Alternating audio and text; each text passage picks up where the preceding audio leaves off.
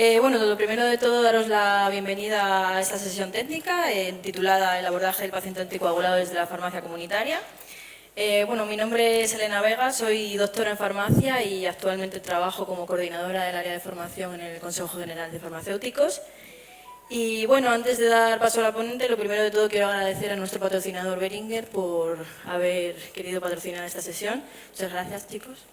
Y bueno, me gustaría hacer primero una breve introducción del tema y explicar el motivo de por qué hemos querido dar esta sesión en el Congreso. Y bueno, pues como todos sabemos, el tratamiento anticoagulante se utiliza en la prevención y en el tratamiento de la enfermedad tromboembólica y mejora notablemente el pronóstico de los pacientes con fibrilación auricular, así como su supervivencia. Este tratamiento es motivo frecuente de consulta en la farmacia y está implicado en numerosas interacciones medicamentosas y en efectos adversos que deben tenerse en cuenta, aunque es cierto que son mucho menores con los nuevos anticoagulantes orales de acción directa. Muchas de estas interacciones y estas reacciones adversas son prevenibles con un manejo adecuado de la enfermedad y por ello es importante que el farmacéutico, como experto en el medicamento, tenga el conocimiento suficiente sobre esta patología y su tratamiento y que trabaje de manera integrada con otros profesionales sanitarios para poder ofrecer así la mejor asistencia sanitaria a sus pacientes. Bueno, ahora sí, no me voy a entretener más, voy a dar paso a nuestra ponente. Ella es Montserrat Iracheta Todó, es farmacéutica comunitaria, profesora asociada en la Universidad de Barcelona y vocal en la Delegación Catalana de la Sociedad Española de Farmacia Clínica, Familiar y Comunitaria. Como farmacéutica a pie de mostrador y con una gran experiencia docente a sus espaldas, pues nadie mejor que ella para hablarnos de la labor del farmacéutico en la farmacia y del papel asistencial en la atención a estos pacientes anticoagulados. Así que, nada, gracias a todos y sin más, espero que disfrutéis de la ponencia. Pues nada, empezamos. Muchas gracias por la presentación. Bueno, la única diferencia en este momento con vosotros es que estoy aquí arriba, ¿no? Porque si sois farmacéuticos comunitarios, menos los días de congreso, pues sería el día a día de estar en la farmacia. Es cierto que estoy como profe el año que viene, hará 10 años, asociada en la Facultad de Farmacia de Barcelona, de la UB, y bueno, doy la asignatura de prácticas tuteladas. Justo esta semana hemos trabajado el tema de hipercolesterolemia, enseñando a los alumnos que sepan pinchar sin miedo, que sepan cómo hacer una tira de colesterol. Y a raíz de todo esto, pues, y estando en CEFA como miembro del grupo de hipertensión, pues decidimos, bueno, me comentaron si quería venir a explicar esta ponencia y bueno, aquí estoy. Muchísimas gracias de antemano también a Boehringer y a todos los que estáis aquí. Y si os parece, voy a empezar un poco el índice. Nosotros, bueno, en este caso la presentación está basada, lo que más me interesa sería el punto 6, pero para ubicar un poco, ¿no?, el contexto. Vamos a hablar no solamente de ACOTS, de directos, sino lo que son los anticoagulantes, porque es uno de los fármacos que vemos más en la farmacia, ¿no?, porque hay mucha paciente con un margen terapéutico que hay que controlar muy bien y además son pacientes que sabemos que en ciertas circunstancias hay que estar encima, pues porque tienen una visita, tienen que ir al dentista, tenemos que estar pendientes, sobre todo se tiene que tomar ese medicamento anticoagulante, no se lo tiene que tomar, cómo actuar. Entonces, un poquito la primera parte de la explicación sería nada, la situación de la cascada de la coagulación, dónde están actuando los diferentes anticoagulantes, tanto si es antivitamina K como los anticoagulantes directos. Y luego ya pasaría a explicar cómo desde los centros de salud, porque yo tengo la suerte, yo estoy en Santa Coloma de Gramenet, está enganchado Barcelona, somos 120.000 habitantes, 38 farmacias y he estado 10 años delegada de la zona, con lo cual hemos podido hacer mucha cosa y cuesta, no digo que sea fácil, con los centros de salud. Y esto es uno de los puntos que en patologías como esta me interesa mucho poder estar en contacto, ¿no? ¿Por qué le has cambiado la medicación? Porque ahora en lugar de tomar el Sintrón está tomando un Pradaxa, por ejemplo, ¿no? ¿Y qué puedo hacer yo desde la farmacia comunitaria para controlar el paciente? Y por último, ¿cuáles de las cosas más importantes que podemos detectar en el tema de anticoagulación? Pues seguramente un paciente con un riesgo de arritmia, saber tomar el pulso. Nosotros hemos hecho talleres, enfermería, esto lo hace como si nada, tú los alumnos no notan su pulso, pues hay que saber tomar con tranquilidad el pulso a un paciente, saber cuándo puede ser regular y irregular, si es una posible arritmia, ¿no? Y de esta manera, pues si a la larga podría ser una fibrilación auricular y posible ictus, si hay que derivarlo al médico o cómo actuar. Y con esto, y si queréis hacer cualquier pregunta y aportación, hoy en el LinkedIn a primera hora lo he puesto, Digo, si alguien quiere alguna sugerencia o alguna pregunta, pues yo encantada de participar. Bueno, simplemente la coagulación de la sangre es un mecanismo propio del organismo, ¿no? Entonces reparamos las lesiones de los vasos sanguíneos y también es para evitar hemorragias. Esto es simplemente la primera parte. ¿Quién necesita tomar anticoagulantes? Bueno, pues hemos puesto desde personas que tienen trombosis venosa profunda en las piernas, esas piernas grandes, dilatadas, sobre todo en verano, ¿no? Que hacen algún tratamiento tipo Daflón para disminuir esa presión, tromboembolismo pulmonar, infarto agudo del miocardio, tromboembolismo cerebral. Y después también, por otro lado, y esto es muy importante, porque una cosa es estar diagnosticado y el otro es las personas con riesgo a sufrir un trombo. Cualquier persona con una arritmia. ¿Cómo se detecta una arritmia? Todos los tensiómetros, tú cuando tomas la tensión ya ves que hace el parpadeo, bueno, ¿qué está pasando? ¿No? Pues incidiendo en este tipo de pacientes. Y también con pacientes con válvulas cardíacas. Aquí os he puesto un poco simplemente la ubicación de los diferentes ACOs, no solamente los directos, sino todo lo que está actualmente comercializado, tanto si son las heparinas como si son los fármacos directos, la warfarina, en qué zona actúan de cada uno de la cascada de la coagulación, simplemente un poco como de repaso. Abajo he puesto las referencias bibliográficas. En PubMed, si buscáis, hay mucho artículo actualizado. La presentación está en el Congreso, no hay ningún problema, no tengo ningún conflicto de interés y, por lo tanto, no habría ningún problema si la queréis o os la pueden pasar sin ningún problema. Empezamos con los primeros, que serían los antagonistas de la vitamina K, ¿vale? ¿Quién no tiene un paciente en la farmacia con Sintrón? Seguro, y más si hacéis SPD, ¿no? ¿Qué pasa con el Sintrón? El Sintrón es un fármaco económico, eso también quiero recalcarlo en esta ponencia, porque uno de los factores que también influyen a cambiar de un tipo de fármaco anticoagulante a otro es el precio, ¿no? Tenemos todos los ACOs que son validados y no todos los pacientes son de indicación en determinadas patologías y en determinados pacientes, pero en principio con que se empieza con estos fármacos, ¿no? Entonces, en un paciente que tengáis en la farmacia con un Sintrón, si es una persona de edad avanzada y además a lo mejor polimedicada, seguro que viven en pareja o solos y que tienen que controlarse 1 miligramo, 4 miligramos, hoy 1 miligramo, mañana 2 miligramos, ¿qué hacemos? Pues seguramente le haremos un blister, ¿no? Para que aumente la adherencia al tratamiento. Entonces es muy importante saber detectar cuando nos llega a la farmacia con un resultado de Sintrón, qué es el INR, cuál es el margen correcto, estar un poco pendiente. Pacientes que ya están muy bien controlados pueden tener una pauta de Sintrón de 1 mes. Pacientes que no están bien controlados puede ser que sean 1 semana o media semana. Esto es complicado en un blister, ¿no? Entonces son pacientes que consideramos dentro del sector de cumplimiento complicado y por lo tanto candidatos a un uso correcto de la medicación a través de un sistema personalizado de dosificación como son los SPDs. Entonces, en el caso de los antivitamina K, medición del efecto del tratamiento sobre la coagulación, hay que pincharse. A veces la gente no se acuerda que tiene que ir a pincharse. Entonces, ¿qué hacemos? Pierde ese día del fármaco, ¿no? O sea, es complicado. El rango terapéutico para personas anticoaguladas oscila entre 2 y 3,5. 2-3 sería más bien lo acotado, según el problema de salud, ¿no? Y el médico lo irá ajustando y aquí, repito, yo creo que nosotros como farmacéuticos también tenemos una función importante para hacer un control en estos pacientes. Y luego, vale, aquí os he puesto una hoja típica de Sintrón. Ahora yo me imagino esto, que nosotros hacemos SPD desde el año 2002 y uno de los pacientes, aparte de pautas discontinuas como puede ser una cortisona, una dioxina o bien, por ejemplo, un Eutirox, ¿no? Una levotiroxina, es el Sintrón. Entonces aquí hemos puesto la hoja para que veáis, seguro que esta hoja todos lo hemos visto, ¿no? Porque todavía hay muchos pacientes que están con el antivitamina K. Recomendaciones. Bueno, son visitas periódicas para medir el efecto del tratamiento.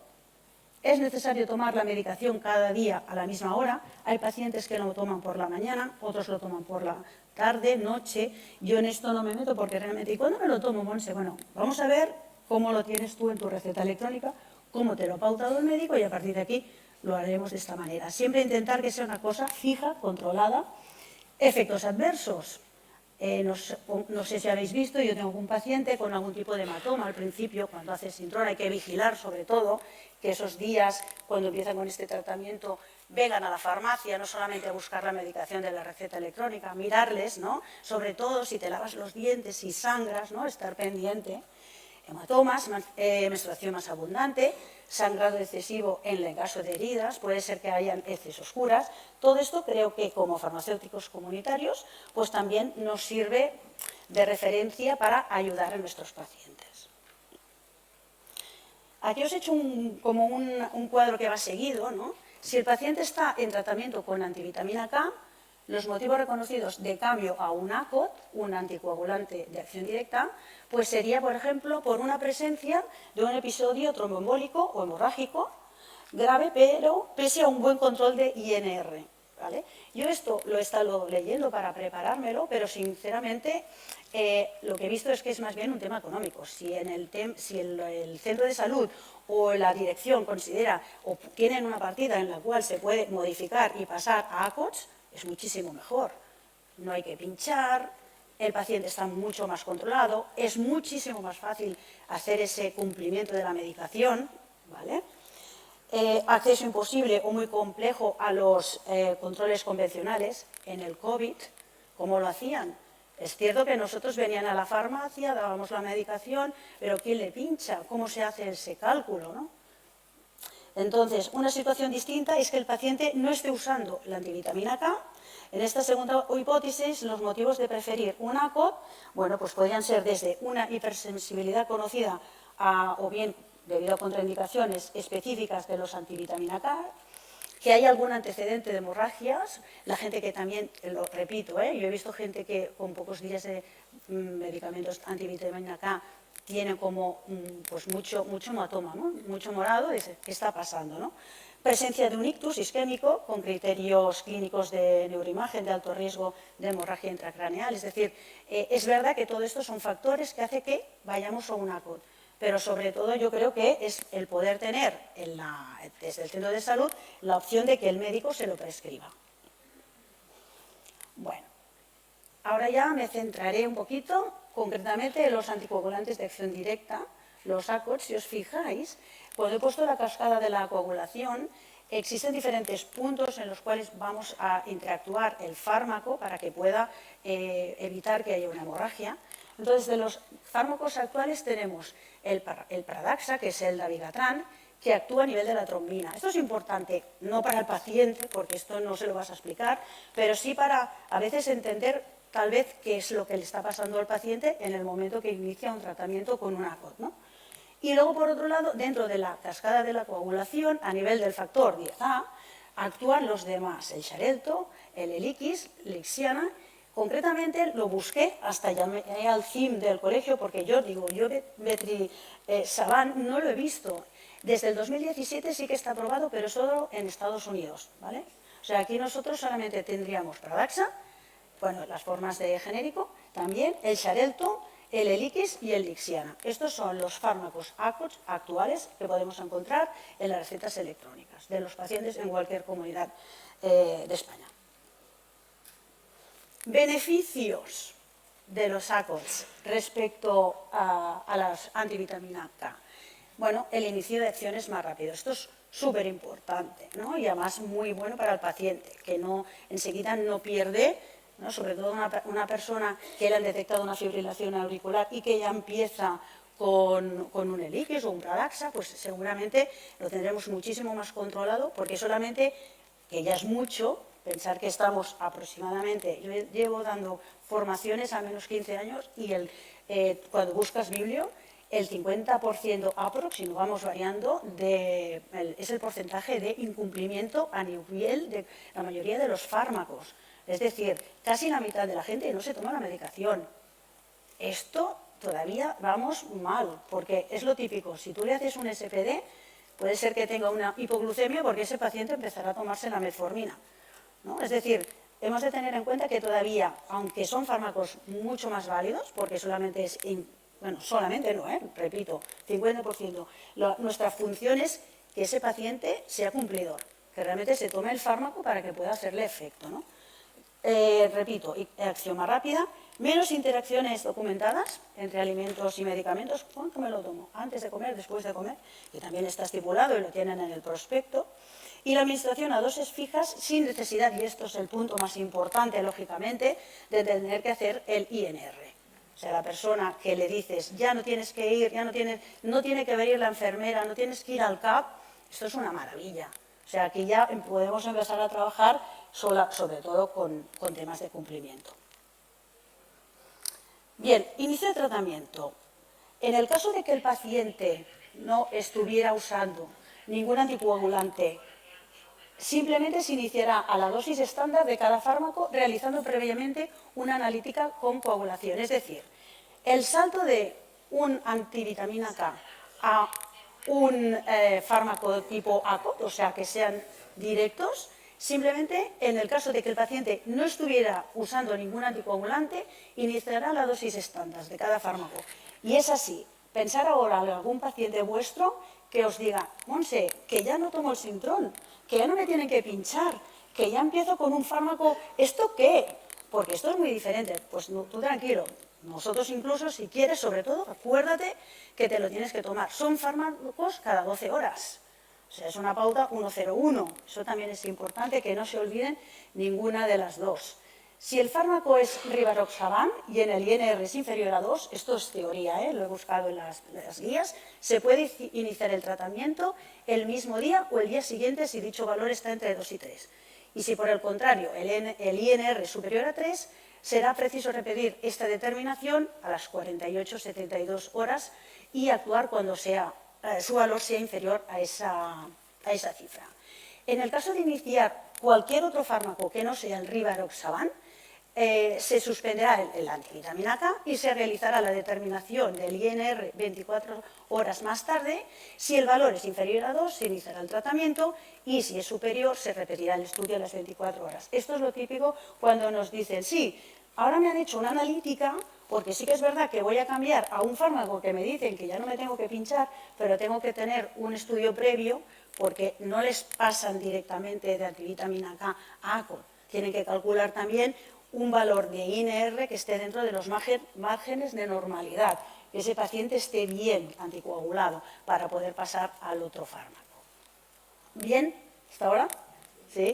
Todos lo sabéis esto. Bueno, tema 1. Ahí, tabla 1. En esta tabla lo que os he puesto es un poco la comparación entre warfarina y en general todos los ACOTs. Comienzo lento, por eso también a veces esas pautas de una semana o 10 días solamente de warfarina o el Sintrón, porque tenemos que ver cómo le funciona a ese paciente, ¿vale? Por ejemplo, en Barcelona, en el Hospital de Sant Pau, hay una sala que está siempre llena porque hay todavía mucha gente con este tratamiento. El ACOT es rápido. Y fijaros, y pensar ahora en algún paciente real vuestro de vuestra farmacia, no hay rechazo. O sea, nadie se pasa de un ACOT a un antivitamina K. Vaya, yo creo que tendría que repasarlo, pero yo diría que no hay ninguno. Es decir, esto funciona. Dosis, variable, 1, 3/4. Ahora no me acuerdo si era medio o era 3/4. Aquí tenemos en los ACOTs una dosis fija. 2,5, 5, ¿no? Normalmente son la posología que se indica. Efecto de los alimentos, ninguno en los ACOTs. Interacciones con otros fármacos, prácticamente tampoco. No hay que monitorizar y además la vida media es corta en el caso de los ACOTs respecto a los anticoagulantes vitamina K. Aquí os he puesto una tabla, ¿vale?, en la cual están todos, menos el Vitraxaban, de los anticoagulantes ACOTs que tenemos en el mercado. Os he puesto por un lado las características a nivel de si son fármacos que se ponen activos dentro del organismo o actúan como profármaco, como sería el Pradaxa respecto a los otros que no, la vía de actuación dentro de la cascada de coagulación, donde actúan a nivel de la trombina o a nivel del factor 10A los otros, o sea, Paradaxa, trombina, Elix, Lixiana y Xarelto en factor 10, el tipo de biodisponibilidad, cómo funciona, la administración, la mayoría, bueno, aquí está repartido, pero en el caso, como podéis ver, puede ser una dosis de 1,01 o 0,01, 1,00. ¿Cuál es la semivida? Como veréis a continuación, os voy a poner también y os voy a recomendar, porque está abierto, una tabla, porque como la mayoría de los fármacos, hay que tener en cuenta el filtrado glomerular, o sea, cómo le funciona el riñón al paciente. Y menos gente joven que haya tenido un ictus, por desgracia, o que tenga algún problema, que ya tenga que tomar estos fármacos, estamos hablando de gente de edad avanzada, con lo cual hay mucha comorbilidad y esto implica que también el riñón esté alterado, esté afectado, ¿vale? Entonces, hay una tabla a partir de la cual, según el valor de filtrado, podemos ver si es una persona que está dentro de la normalidad, tiene algún problema de insuficiencia renal o incluso de diálisis. Entonces, a continuación os voy a pasar una tabla que si queréis hacer foto, o ya os digo, por mí no hay ningún problema de pasar la presentación. Es una tabla en la cual tú puedes, a través del filtrado, calcular el número poner un fármaco, va como un semáforo de color rojo, amarillo o verde, y te indica si ese paciente a ese filtrado puede tomar el fármaco o no, ¿vale? No solamente para los fármacos, para los pacientes anticoagulados. Y el tipo de vigilancia, pues también a nivel de ACOTS es muy diferente a lo de la antivitamina K. Antes de iniciar el tratamiento es indispensable lo que os decía, evaluar tanto la función hepática como renal. En el caso de los primeros, del Rivaroxaban, Apixaban y Edoxaban, se aconseja evitarlos cuando se aprecia un deterioro moderado grave de la función hepática. Esto es importante. Si tenéis una analítica, que todos los farmacéuticos que hacemos SPD no podemos acceder a la historia clínica, pero sí que podemos, por consentimiento informado, tener los datos, una analítica reciente del paciente, podemos observar cómo está. Y en el caso de la función renal, el valor de aclaramiento de la creatinina determina si es posible usarlos y las dosis más adecuadas. Es cierto que esto a nivel del día a día de la farmacia no nos toca o no lo hacemos. ¿Por qué? Porque realmente esto ya viene pautado por el médico y es el que indica qué dosis se va a tomar y cómo está el paciente, ¿no? Pero no cuesta nada, si lo tenemos, poder echarle un ojo, sobre todo en el inicio de este tipo de tratamiento. Bien, esto es una tabla con los diferentes valores, la paso rapidita, me queda media hora, pero bueno, en este caso, esto es la guía que os decía. Esta guía la hemos hecho en la Universidad de Barcelona. Esta es la web y es abierta, no necesitáis, os tenéis que dar de alta a través de un correo electrónico, pero podéis acceder y allí, a través del filtrado glomerular del paciente, por ejemplo, la mayoría de los pacientes con un filtrado bajo, la metformina, el antidiabético oral metformina, hay que controlarlo porque no siempre el efecto, o sea, los 850 miligramos de metformina puede ser que tenga que ser la mitad. Esto lo indica. Simplemente es entrar en la web, ponéis correo electrónico, os dais de alta y vais jugando lo que os interese. Y podéis ver si algún fármaco en función del filtrado se tiene que modificar. Bien, esto es un póster de la CEFAP, que son la Sociedad de Farmacéuticos de Atención Primaria, de justo, bueno, ahora el año, porque fue 24 o 26 de mayo del año pasado, y me gusta, lo he puesto para que veáis que las limitaciones muchas veces sobre el tema de los medicamentos ACOTS están relacionados con el problema de la adherencia. Es decir, sobreestimar pacientes adherentes por recoger los envases en la farmacia, que esto es lo que lo he puesto en negrita, es lo único que desconocemos. Voy a empezar por arriba para explicaros cómo era el estudio y por qué lo he puesto y qué creo que podemos hacer como farmacéuticos para actuar, ¿vale? Aquí, en este estudio, lo que hicieron es que fueron pacientes tratados con ACOT. Concretamente, estos son los pacientes y sabemos que son 6 veces más respecto al 2013. Es decir, actualmente, en el 2022, habían 6 veces más pacientes con ACOTS respecto al 2013. Es decir, que cada vez hay más pacientes con ACOTS.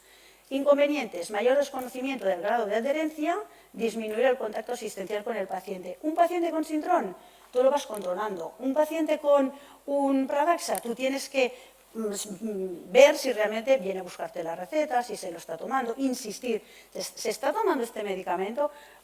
Sí. Yo siempre digo que el paciente cumplidor es el que te trae un blister con medicación.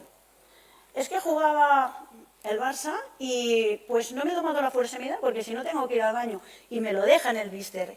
Yo este paciente ni recuento de comprimidos. Este paciente es cumplidor, el que cuando te devuelve el blister no le importa dejarse la medicación. Hoy no me la he tomado porque es carnaval y tengo que ir a buscar a mis nietos y me he olvidado.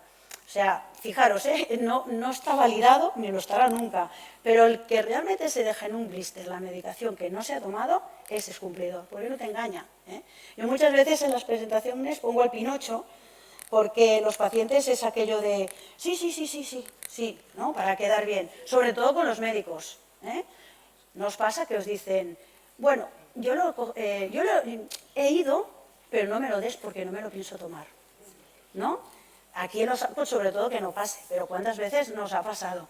Y yo le digo, muy bien, entonces el médico, como usted viene a buscarlo, se piensa que como lo ha sacado, de aquí la última parte negrita, de que se lo va a tomar, pero claro, me estás diciendo que no se lo doy o te lo devuelven en el siglo enterito, ¿no? Entonces, tema de cumplimiento es lo que me interesa comentar aquí. En este estudio, era un póster, se hizo una revisión histórica clínica de pacientes con una adherencia inferior al 80% a través de las recetas dispensadas y las generadas en el plan de medicación de cada usuario. Resultados: 13,17% de pacientes tratados con ACOTS no eran adherentes. Mayores de 75 años más y hombres más. Cuando hay un exitus masculino, o sea, cuando se muere un hombre, no es lo mismo que cuando se muere una mujer, ¿no? En cuanto a la gente de edad avanzada. Las señoras normalmente continúan, los hombres decaen, ¿vale? Hicimos un estudio con insulinas para ver si haciendo un refuerzo con SPD mejoraban el cumplimiento. Claro, el antidiabético con insulina no puedes poner una insulina en el blister. Entonces vimos que el hecho de vivir solo y que no esté condicionable eran factores de falta de cumplimiento, ¿vale? En este estudio que demuestra que todavía hay que incidir mucho, no solamente en que los ACOS son unos fármacos mucho mejores, sino que hay que hacer cumplimiento. Y aquí sí que lo he puesto en negrita porque estamos nosotros, los farmacéuticos comunitarios. Sobreestimar pacientes adherentes por recoger los envases en la farmacia, pero desconocemos si se lo toma. ¿Cuánta gente viene a buscarlo y no se lo toma? Claro, ya no podemos estar allí de policía. No, hasta que no se vaya a la farmacia no se lo toma. Eso ya no nos toca, ¿no? Pero sí que es importante tener en cuenta que a nivel de, en este caso de hoy, anticoagulantes ACOTS, mejora muchísimo la forma de administración, pero todavía hay que insistir en el tema de cumplimiento. Vale, abordaje desde los centros de atención primaria. Bien, de entrada, lo que he puesto aquí, los ACOTS son de indicación financiada y con validación.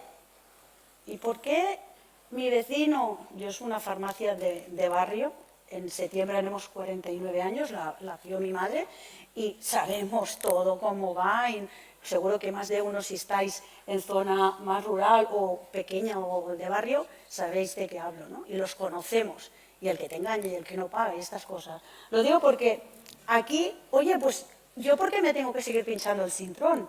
¿No? Bueno, pues esto ya es un tema de que tiene que hablar con el médico. Lo digo porque esta diapo es muy importante y no es fácil intentar tener buena continuidad y contacto con los médicos de primaria, ¿vale? Porque también ayuda mucho para el paciente si ve que vas coordinado. Yo ahora en Toledo presentamos un mapa con una doctora que es genial, seguramente pues bueno, es una cosa más para el congreso, pero he tenido que pedirle la analítica, el electro, porque evidentemente, y es una queja que no tiene sentido que la haga aquí, pero es como hablar en voz alta y quejarse. No tenemos todavía acceso a la historia clínica, evidentemente todavía, por mucho que queramos hacer cosas, es difícil trabajarlo, ¿no? Entonces hay que buscar la alternativa como es colaborar con los centros de atención primaria. Entonces, respecto al abordaje desde los centros de atención primaria, Desarrollar herramientas de ayuda a la prescripción y seguimiento de los tratamientos con anticoagulantes orales e incorporarlos en los sistemas de prescripción electrónica y de validación con alertas o recordatorios sobre duplicidades de anticoagulantes, dosis aconsejadas e intervalos según indicación, cuál es la dosis máxima, las dosis recomendadas en función de la edad, del peso, lo que os decía, de la función del riñón, si hay interacciones medicamentos, especialmente con antiagregantes y con AINES, y sobre todo la frecuencia y los requerimientos de monitorización. Ahora os voy a pasar también una diapo que me parece muy interesante, está en árabe, catalán, castellano e inglés, que es estas hojas. Si picáis en Google Camfic, tengo la suerte, por un trabajo que hice con Cefal de hipertensión arterial, que ganamos un premio en la Catalana de Hipertensión. Y esto nos dio pie a que estamos dos farmacéuticos y 2 enfermeros junto con los médicos en la Camfic. La Camfic es la Sociedad de Médicos de Primaria en Cataluña. Pues nosotros estamos también allí formando parte del equipo de una manera, desde el 2017, increíble. Al principio era como, no sé muy bien cómo van a aceptar. Es genial. He hecho una guía de teleconsulta y he hecho un módulo con un compañero farmacéutico y esto va a estar en Cataluña SELECAP, o sea, en la base de datos de los médicos de familia, y hay un módulo exclusivo de cómo actuar desde la farmacia. Es decir, que cada vez más, si picáis en el Google Camfic y buscáis también sin password hoja para el paciente, os salen estas y os salen más. Simplemente buscar lo que os interese. Hay muchísimos temas. Entonces aquí, estos son hojas, mira, hubo un brote de sarna en una escuela infantil. Estas hojas nos fueron fenomenales. Las imprimimos, las dejamos en la mesa de la farmacia y las íbamos indicando a los papás cuando venían asustados del tratamiento. Pues mira, además tienes que lavar, etcétera, etcétera.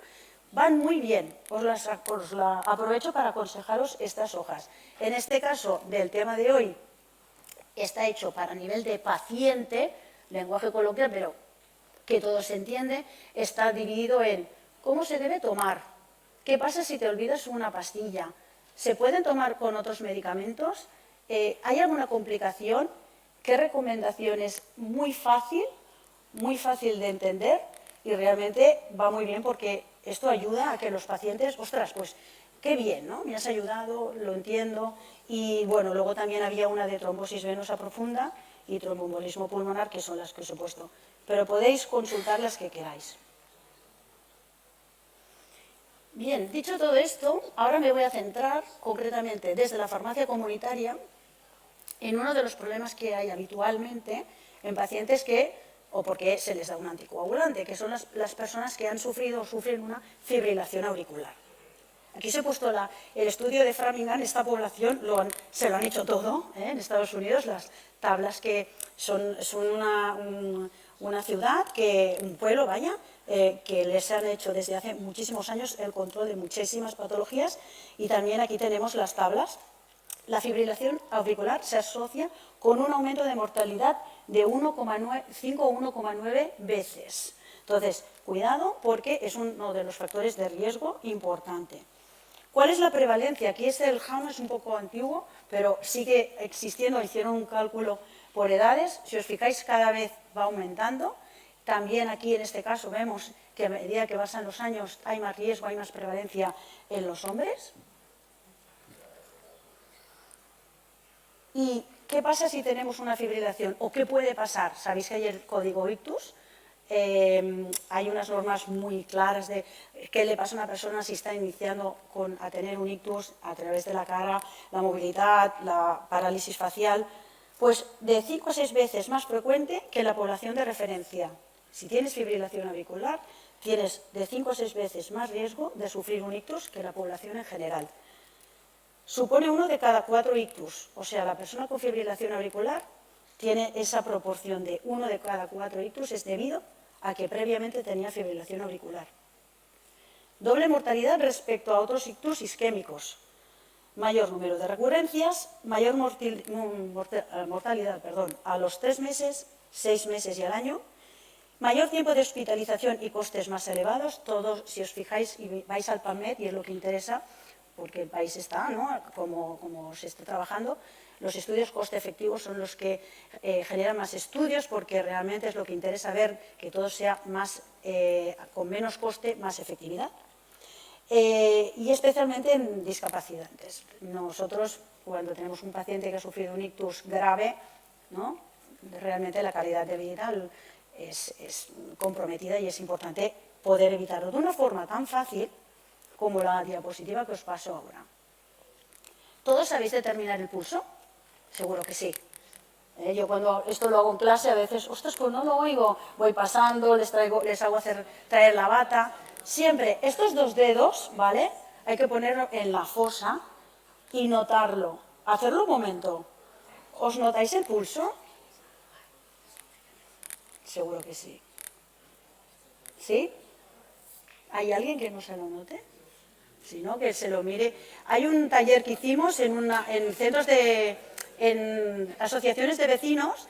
Además, hicimos un juego que es que se lo miraban en parejas para, pues nena, esto es interesante porque no lo había pensado. Y es verdad, ¿eh? Si no te encuentras bien, sí, seguro que todos os notáis el pulso. Genial.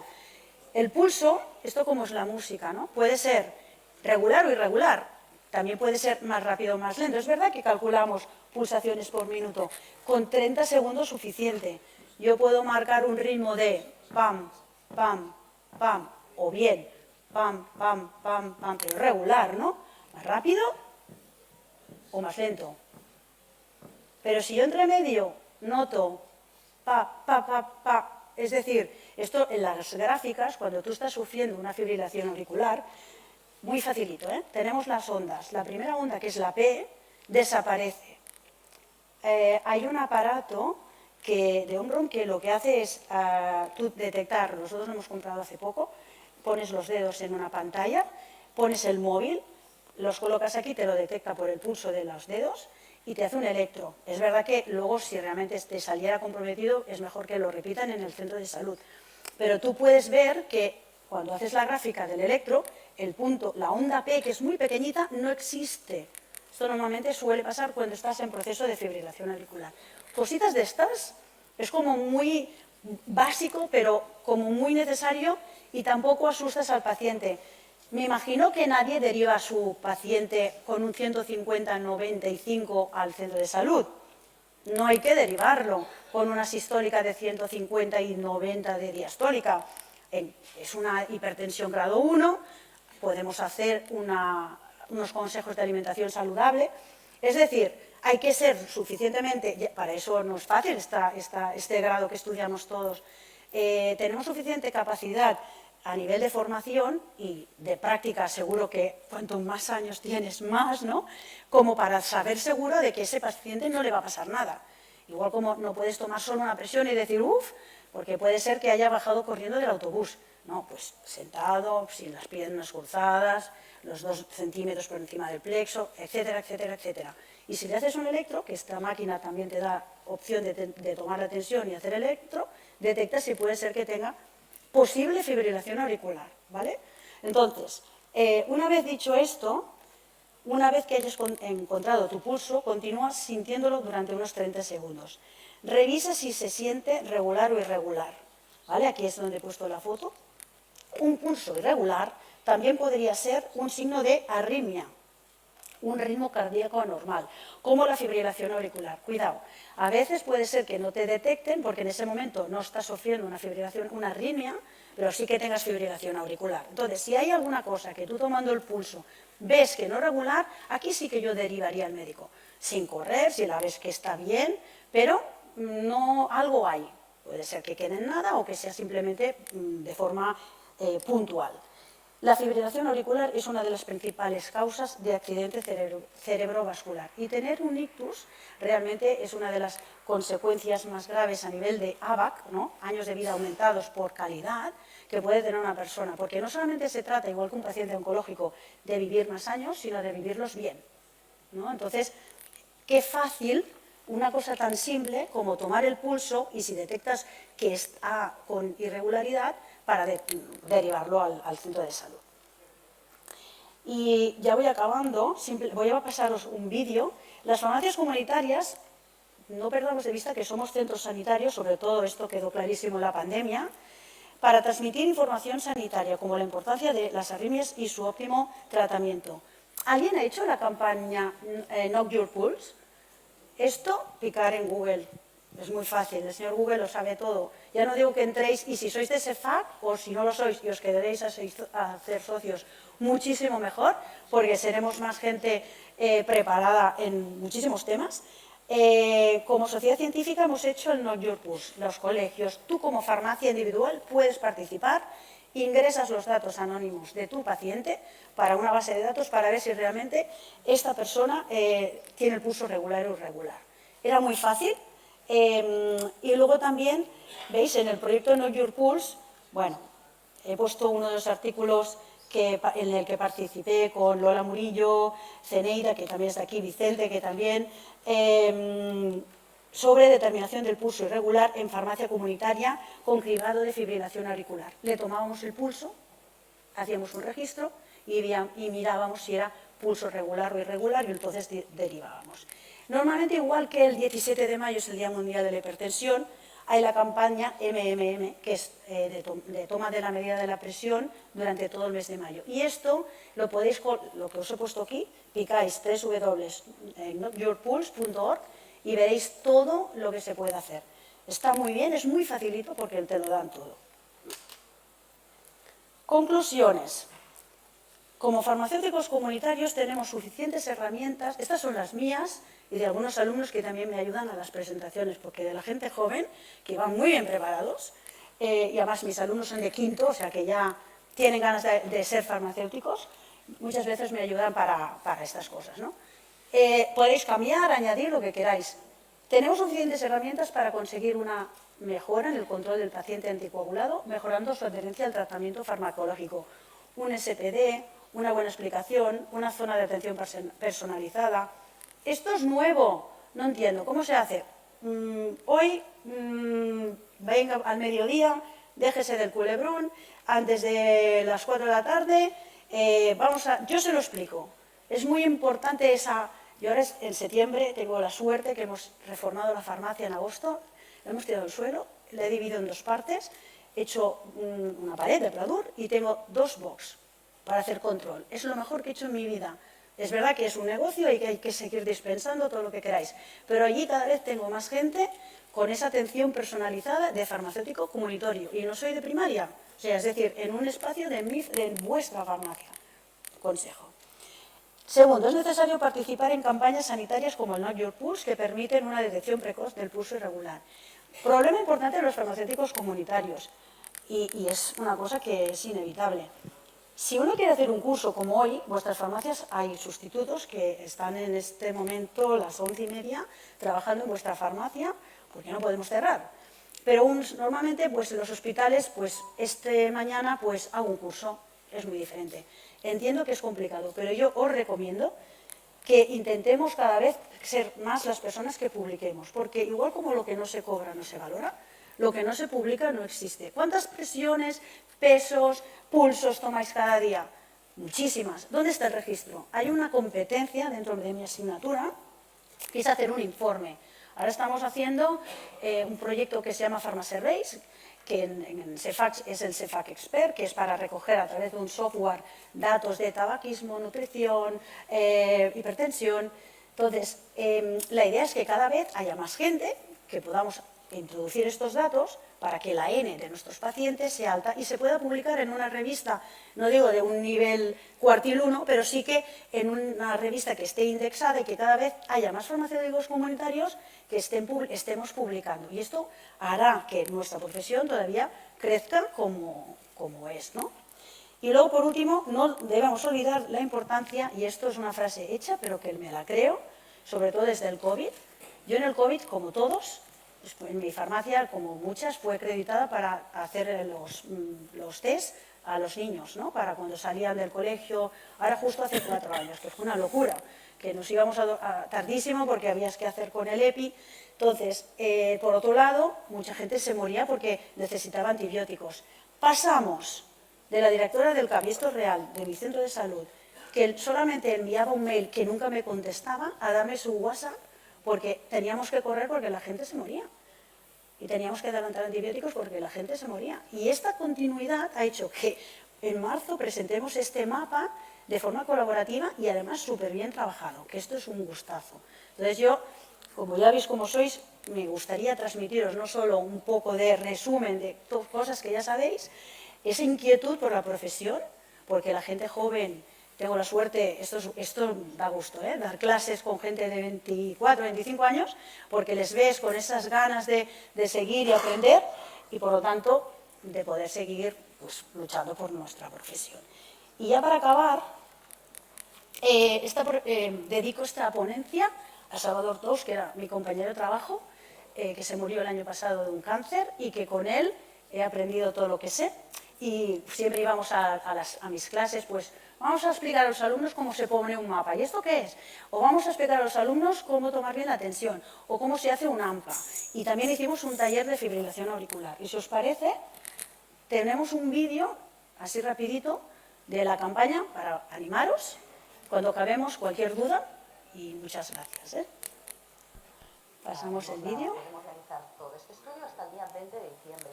Los datos los vamos a complementar con los registros durante la semana siguiente para poder enviarlo y además se recomienda introducirlos, bueno, pues diariamente o preferiblemente directamente en la página que ya sabéis que tenemos para ello. Disponemos de 3 meses para poder introducir los datos de respuesta que podamos obtener de los médicos una vez hayamos detectado posibles ritmos irregulares y derivación a los médicos. ¿De dónde venimos? Pues bueno, un poquito de historia. Nosotros esto tenemos como datos el estudio Frental Pulse que se hizo en Cataluña en el 2016. Luego tenemos lo de evitar el ictus, que también es en el año 2016. Y la campaña del Heart Rhythm Week, que también son proyectos que están relacionados con el tema y hemos ido realizando y se han ido evolucionando, como veréis a continuación. Lo primero, aproximadamente en el 2011, aquí tenéis la referencia a la revista de cardiología de España, que fue en el 2013, se hizo el estudio en la zona de Delta del Ebra, llamado estudio AFABE, en el cual participaron 1.046 sujetos mayores de 60 años. Aquí ya vimos que la prevalencia de la fibrilación auricular era del 10,9% y un 20,1% es desconocida.